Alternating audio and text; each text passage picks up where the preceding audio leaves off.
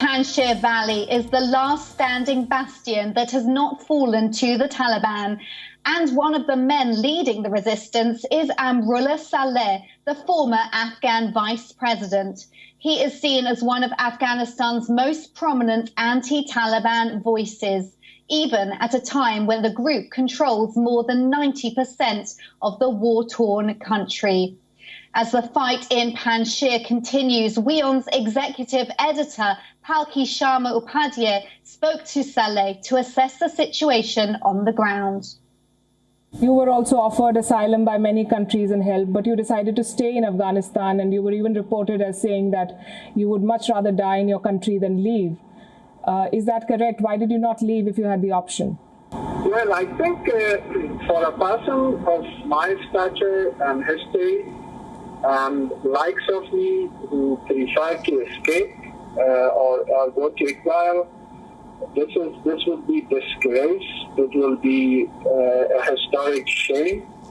For years and years, we kept telling our people that this is a noble cause, that you are sacrificing your lives and you are giving so much sacrifice for the cause of humanity. And when the country is putting our core to the test for us to escape, that would be dishonoring all the sacrifices of the Afghan people. And therefore, I did not want to be part of that disgrace, part of that humiliation, and part of that historic shame. I am with the Afghan people. I am inside Afghanistan. I am in my soil. And I share the pain. I share the frustration. I share every hardship that the Afghans are facing. Not necessarily as much as those who are now under the Taliban tyrannical control. We are still in the free part of Afghanistan. Yes, absolutely, you are right. I was offered evacuation. I was offered chartered flights by friendly countries, and I refused. Do you see the exit of President Ghani as a betrayal? I would say if he has stayed with the nation, and if he has stayed with the soil, and if he honored his word, it would have been much, much better, both for him, for his legacy, and for the Afghan people. A few days before the collapse of Kabul, he said, I am a fan of King Amanullah, the king who regained our independence from the British. But at times of difficulty and insurgency, he left the country, he left us alone, and that's a stain in our history. I think with his escape and fleeing the country, he shattered whatever positivity was about his image and what he was trying to do. At the right moment, he did not show sense of sacrifice and sense of giving back to the country, back to the soil. I feel very sorry for that.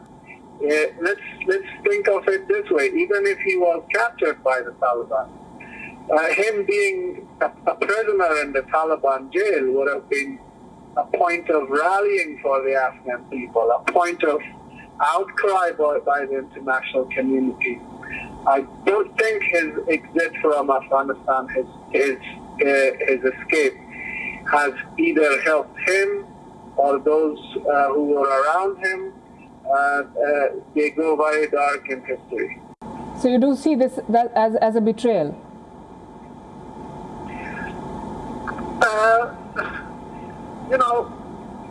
It was not a betrayal by him only if you look at the entirety of this picture or what is unfolding.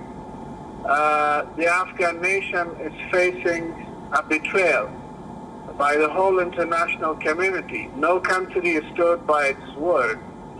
We have been in forefront of defending global security.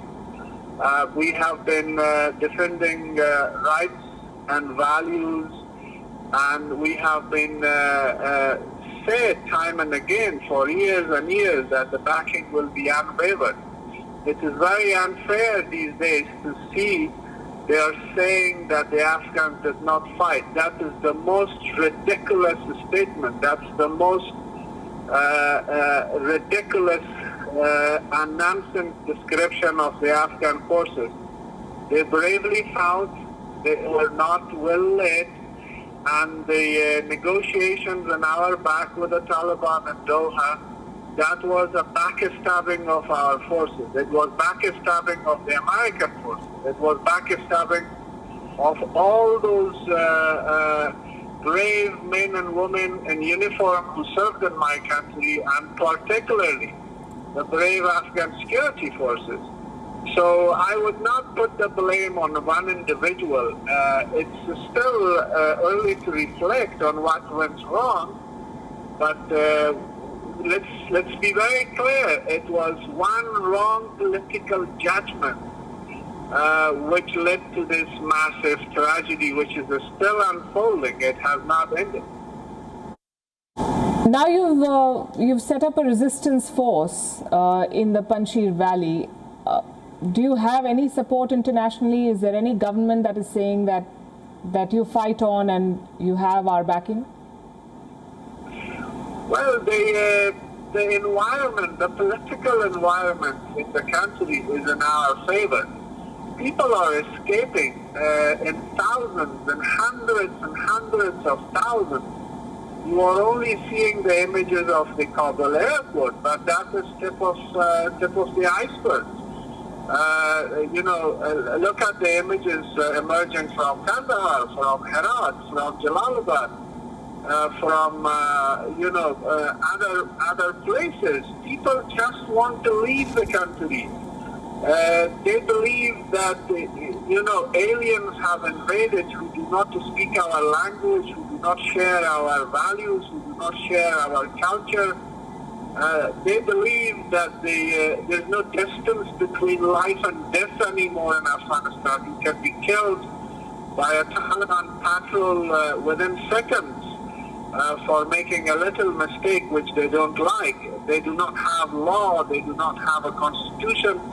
They reject the constitution of the Islamic Republic of Afghanistan, and yet they do not have any document of their own. They reject all the laws and regulations of the Islamic Republic of Afghanistan, and yet they have not put anything in place themselves.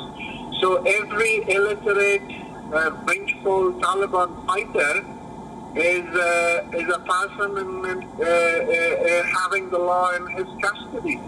That is very, very dangerous. An Afghan can be killed in any second by a Taliban fighter, by a Taliban patrol, by a Taliban tank, by a Taliban zombie. Nobody will ask why, and it's a very dangerous situation. And for the world to only focus on Kabul airport, that's not fair, and that is belittling the tragedy which Afghanistan is experiencing at this very moment.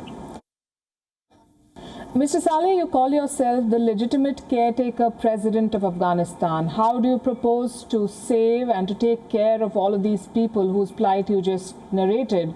And how do you propose to take your resistance forward?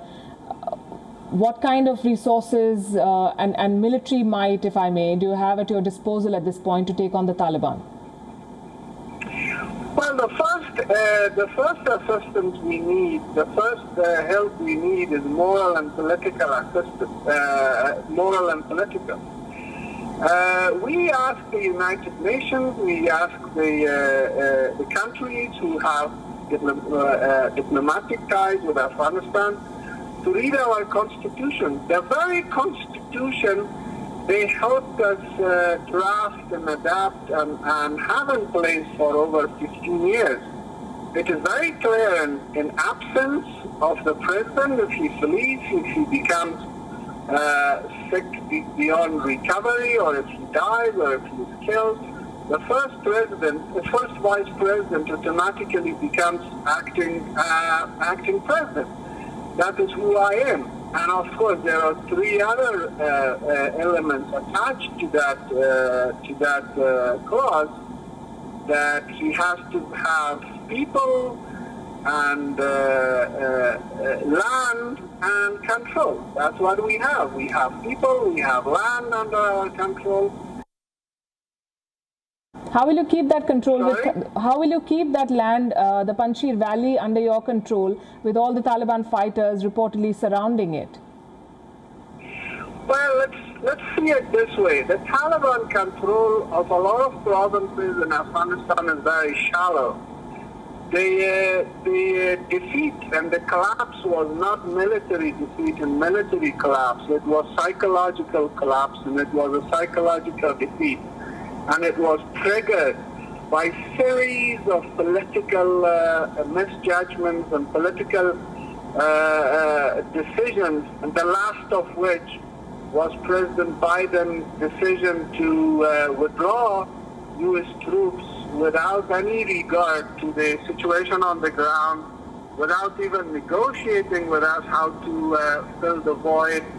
And his decision reinforced the conspiracy theory that the Doha talks was actually meant to legitimize Taliban, etc., etc.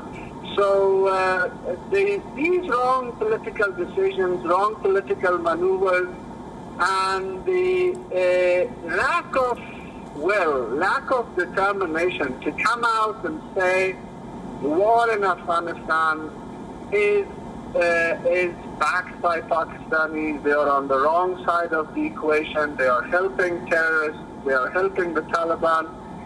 That recognition and that acknowledgement always exists under the ceiling. Privately, they will tell you all their frustrations. But there was time, and it was needed, that we had to humiliate Pakistan. We had to talk about sanctioning Pakistan.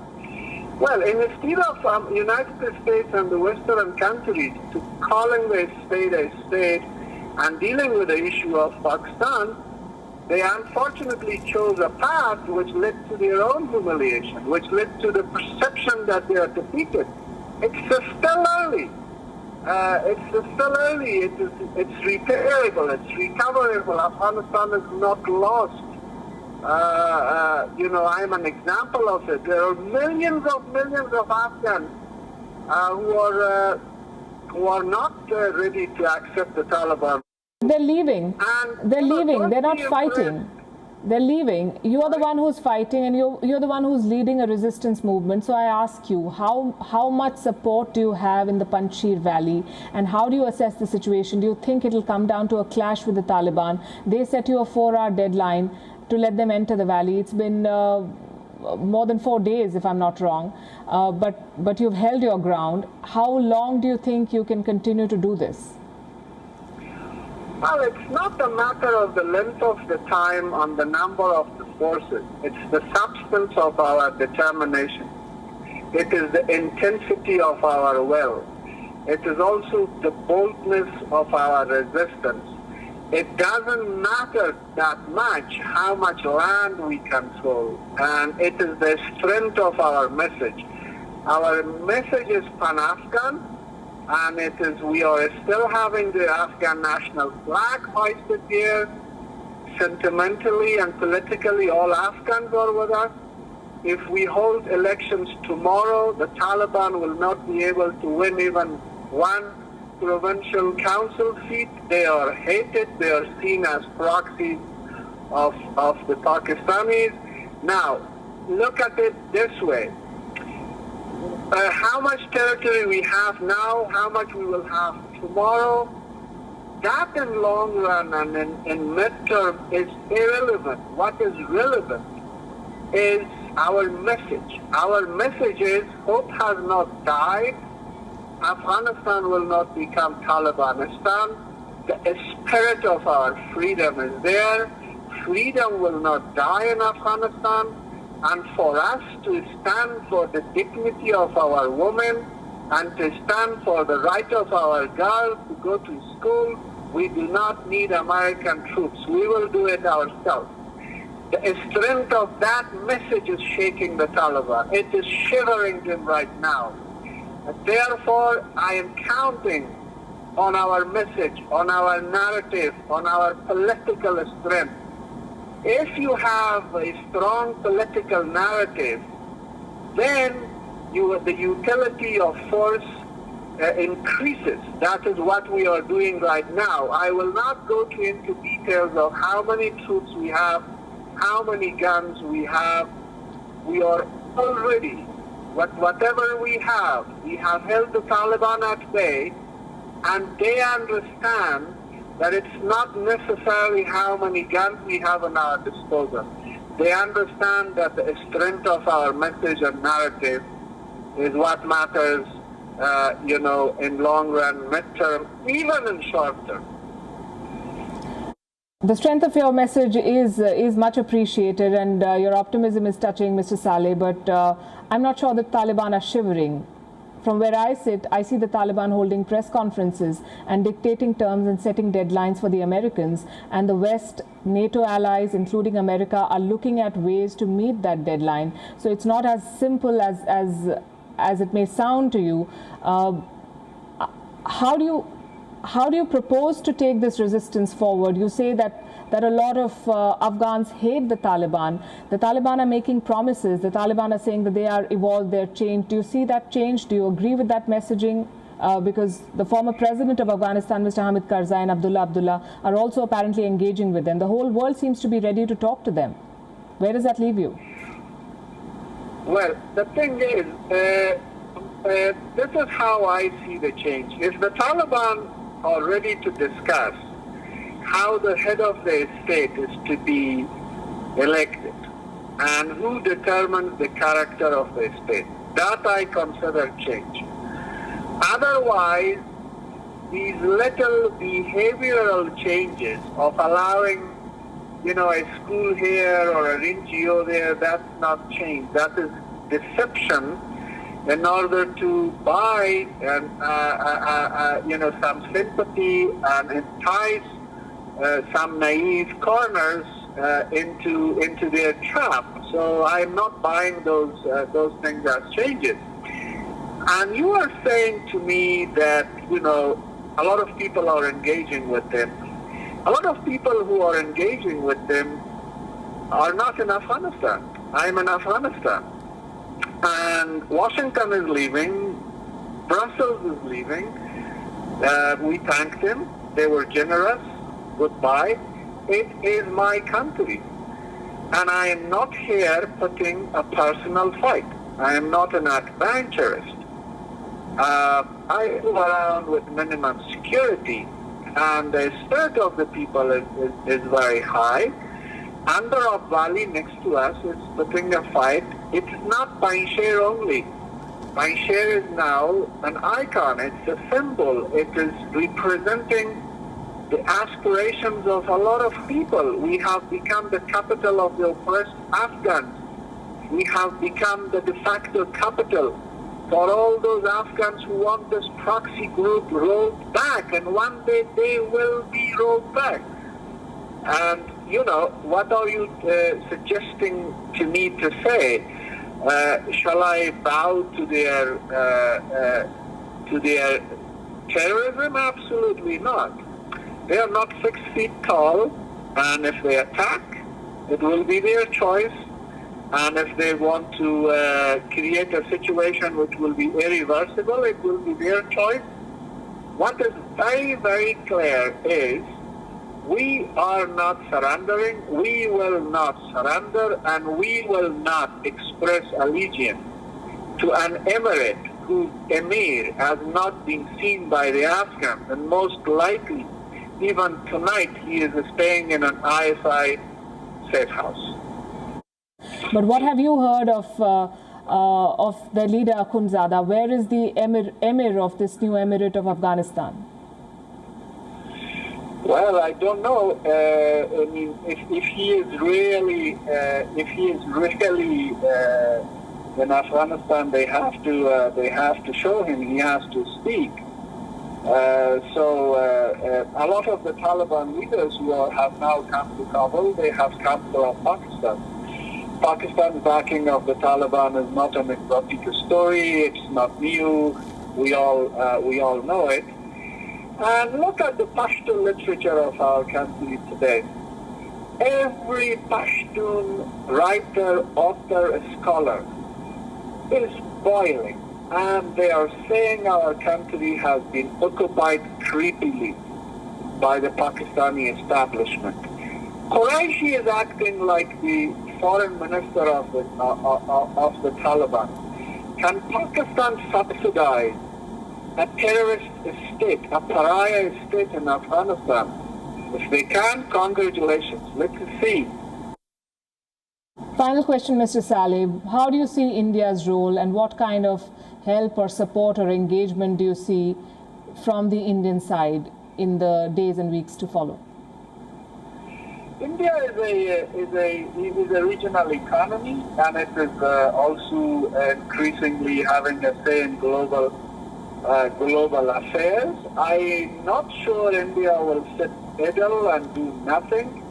I just read the news that India has started consultation with countries of the region. Look, Afghanistan, unfortunately, it has a very precious location, and this valuable location sometimes is our asset, and sometimes it's our value. It is sometimes not our asset, liability.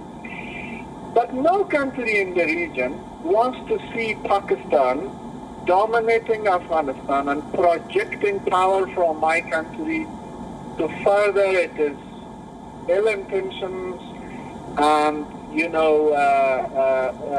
ill intentions in the region. Sooner or later, this will be challenged, and Pakistanis will pay a heavy price. It is still early. It is still early to stop the Taliban declaring their emirate. It is still early to bring the UN and have a meaningful political settlement. If they don't do this, if they have calculated that they can subsidize a pariah state next door, it will be the choice of the Pakistani generals. That's all we've got time for right now. Wherever you are in the world, stay safe and stay tuned for more of today's top stories.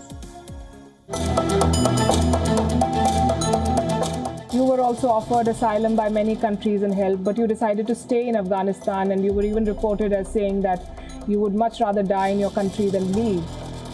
Is that correct? Why did you not leave if you had the option? Yes, absolutely, you are right. I was offered evacuation. I was offered chartered flights by friendly countries, and I refused. I share every hardship that the Afghans are facing.